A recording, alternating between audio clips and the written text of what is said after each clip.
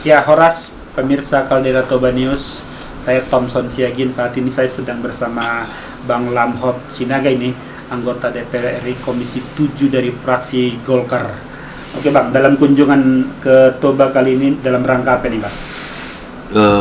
Kunjungan Komisi 7, kunjungan 7, ya? spesifik Komisi 7 DPR RI ke Asahan 1, Asahan 2, Asahan 3, dalam hal ini Inalum, PLN, dan salah satu IPP-nya PLN. BDSN ya? BDSN. Oke. Bang, hasil kunjungan yang Abang lihat apa kemarin kira-kira? Begini, ini kan awalnya ketika saya menyampaikan di dalam rapat dengar pendapat di Komisi 7 Ya. bahwa Inalum itu dari dulu itu mempunyai keinginan untuk mengembangkan smelter untuk menaikkan kapasitas produksinya menjadi 500.000 ton, 450.000 sampai 500.000 ton. Yang tadinya berapa Bang? Sekarang ini kan masih 250.000. Dari tahun 76 Inalum dibangun sampai hari ini itu belum pernah naik kapasitas produksinya. Ya, ini mau dinaikkan 2 kali lipat sampai 500.000 ton. Nah, kenapa dinaikkan? Karena kita sekarang ini adalah importir aluminium 748.000 ton. Sehingga kalau Inalum bisa memproduksi 500.000 ton, maka nanti kita akan mengurangi importasi kita sebesar mungkin yang tersisa nanti sekitar 200.000 ton. Nah, masalahnya adalah Inalum butuh 500 sampai 600 megawatt untuk mengembangkan kapasitas produksinya. Tapi kemudian Asahan 1 yang 184 megawatt dan PLN juga kurang lebih sekitar 200 megawatt. Nah, kalau ini dipakai oleh Inalum, maka mereka udah bisa mengembangkan sampai 500.000 ton. Nah, itu yang saya sampaikan di rapat dengar pendapat. Nah, teman-teman di Komisi 7 kemudian mengatakan, oke, mari kita kunjungan melihat lapangan seperti apa. Itulah makanya ada kunjungan kemarin itu. Dan secara histori, kita ini kan mempunyai cadangan bauksit nomor 6 terbesar di dunia. Seharusnya karena kita mempunyai cadangan yang sangat-sangat besar, bauksit ini kan di raw material untuk alumina kemudian menjadi aluminium. Nah, karena cadangan bauksit atau raw material kita sangat besar, harusnya kita itu adalah eksportir aluminium. Tapi faktanya kita adalah importir. Nah, tata kelola sumber daya alam kita ini masih belum maksimal saat ini. Nah, itu yang saya ingin dorong melalui teman-teman di Komisi 7, dorong kalau hari ini kita sebagai importir aluminium, ke depan kita harus menjadi eksportir aluminium karena cadangan bauksit kita sangat besar. Yang paling masalah yang Abang lihat sebenarnya hanya kebutuhan PLN atau ada hal yang lain nggak kira-kira Bang? Ya, kebutuhan 500 megawatt itu, yang Asahan 3 itu kan udah dikuasai oleh PLN. Sedangkan di Asahan 1 itu kan dikuasai oleh swasta, BDSN. Nah, waktu itu tahun 2010 memang BDSN ini pada saat itu Inalum masih surplus listriknya. Nah, ini yang kita bicarakan dengan ketiga pihak ini, baik ke PLN maupun ke BDSN. Andaikan misalnya Asahan 3 itu nanti beroperasi, pasokannya itu bisa diberikan ke Inalum. Demikian juga nanti BDSN yang sekarang ini 174 megawatt itu bisa pasokannya itu bisa dimasukkan ke Inalum. Kalau pemerintah sama PLN sebenarnya siap mendukung kapasitas dari Inalum menjadi lebih besar sebenarnya. Ya, pemerintah sangat mendorong tentunya, karena pemerintah juga kan tidak mau kita itu menjadi importir aluminium, ya, mendorong. Hanya problem ini yang harus kita selesaikan dalam waktu dekat ini. Bagaimana pasokan 500 megawatt itu bisa didapat oleh Inalum melalui Asahan 3 dan Asahan 1. Itu yang mau kita coba cari solusinya. Oke Bang, selain isu dari peningkatan kapasitas, kalau kontribusi Inalum sama beberapa perusahaan yang seperti BDSN itu, apa yang Abang lihat selama ini ke Toba maupun ke Sumatera Utara?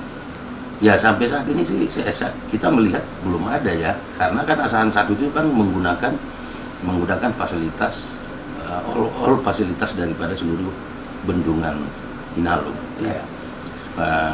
Seharusnya kan itu tidak bisa gitu, bahwa dibiayai oleh Inalum, tapi kemudian ada korporasi lain yang berusaha di pekarangan rumahnya.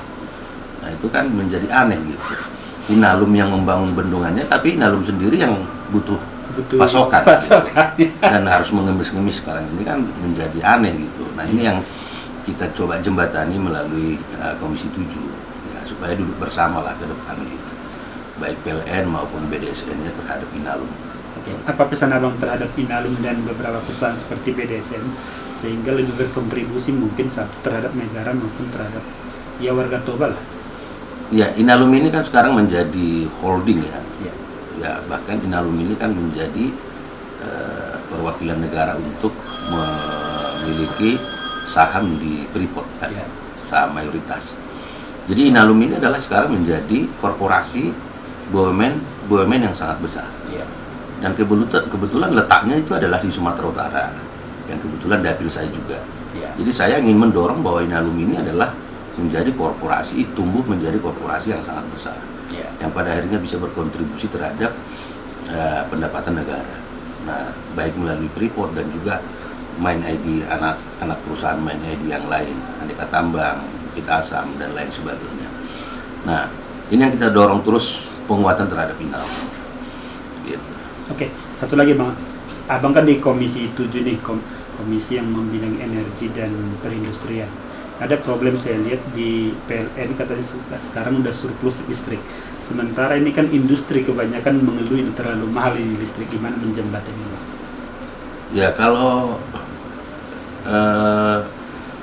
soal harga saya nggak tahu ya antara industri dengan PLN ya, karena memang kan HPP di PLN itu kan itu sudah ditentukan oleh harganya itu ditentukan oleh bersama-sama dengan negara ya, dalam hal ini Kementerian ESDM. Jadi mereka juga tidak sembarangan untuk memberikan HPP ya. Nah, yang jelas kalau PLN sekarang kita lagi tugaskan bagaimana bauran energinya itu di tahun 2024 bisa mencapai sampai 23% ya. Apalagi kita sangat terikat terhadap Paris Agreement mengenai EBT, energi baru terbarukan. Jadi yang fosil itu sekarang udah pelan-pelan harus kita tinggalkan, kita beralih ke energi baru terbarukan. Nah, PLN sekarang lagi kita genjot supaya beralih terhadap dari energi fosil menjadi energi baru terbarukan. Gitu. Bang, ini karena waktu Abang terlalu sempit ini, lain kali mungkin kita berbincang. Ya, pemirsa Caldera Toba News, Bang Lamhot ini mau langsung terbang ke Jakarta lagi. Mudah-mudahan nanti sampai di sana sehat walafiat, bisa terus berjuang untuk Sumatera Utara dan terutama di kawasan Danau Toba demi mensejahterakan warga Tapanuli dan Sumatera Utara. Dari Hotel Labertat Balige ya, Thomson Siagien bersama Bang Lamhot Sinaga, kami menyapa Anda dimanapun Anda berada. Tetap semangat Indonesia. Horas. Horas. Nah, kita memanfaatkan air secara maksimal, Bang. Hujan lokal itu kita tampung semua di dalam bendungan ini. Nah, kita juga koordinasi dengan teman-teman BDSN. Manakala hujan besar, mereka akan turun dayanya sehingga kita bisa mengurangi air dari Danau Toba. Kita maksimalkan yang di sini. Jangan sampai ada air terbuang. Tetes pun airnya nggak ada yang hilang. Semua dimanfaatkan. Wow, gila. Kontur sungai Asahan itu seperti gini, Pak, V, ya, model V seperti begitu, menyempit ke bawah sehingga dia sangat tajam, keras airnya, ya seperti begitu. Nah, ini bendungan dirancang untuk sampai 100 tahun, Pak. Kita melengkapi di bendungan ini dengan peralatan-peralatan ukur, ada seismograf, ada flexion meter, sehingga kita bisa monitor semua kondisi bendungan kita. Karena bendungan sangat vital, Pak. Keselamatannya, keamanannya betul-betul menjadi perhatian kita. Tanahnya berapa hektar kira-kira? Catchment area untuk bendungan ini sekitar 3.000 hektar, Pak. Iya, 3.000